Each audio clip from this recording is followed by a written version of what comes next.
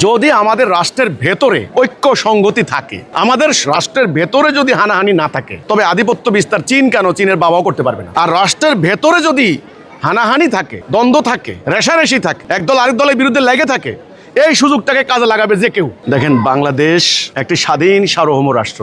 বাংলাদেশের এখন যে সরকার, যদিও নির্বাচন নিয়ে সব সময় বিতর্ক আছে, স্বাভাবিক থাকবে, কারণ আগের যে দল ছিলেন তারা ইলেকশনে আসতে পারে নাই, সেটা অন্য হিসাব। এখন তারা নির্বাচিত সরকার, তারা পার্লামেন্টে বসেছেন, সরকার গঠন করেছেন। এখন সরকার রাষ্ট্র পরিচালনার ক্ষেত্রে সরকারের স্বাধীন পররাষ্ট্রনীতি আপনি যদি মনে করেন, সরকার চীনে যাবে, ইন্ডিয়া যাবে, রাশিয়া যাবে, আমেরিকা যাবে, সরকারের পলিসি সরকার ঠিক করবেন, এটা হলো ব্যাপার। এখন আপনি বললেন যে চীনে যাইয়া যদি করেন তাহলে চীনের আধিপত্য তো বিস্তার করবেই।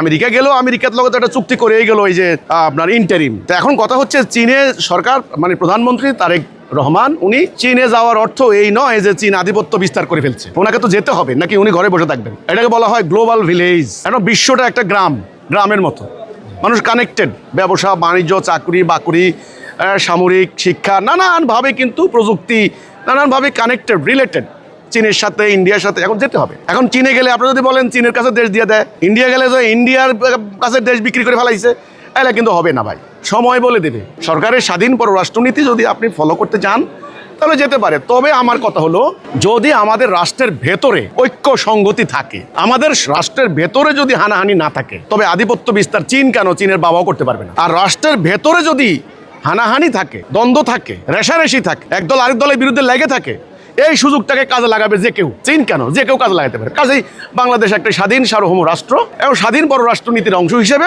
আমাদের সরকার প্রধান চীনে যাবেন, ইন্ডিয়া যাবেন, আমেরিকা যাবেন, সেটা ফলাফল কি সামনে বলে দিবে। এখনই অ্যানালাইসিস করার কোনো সুযোগ নাই বলে আমি মনে করি।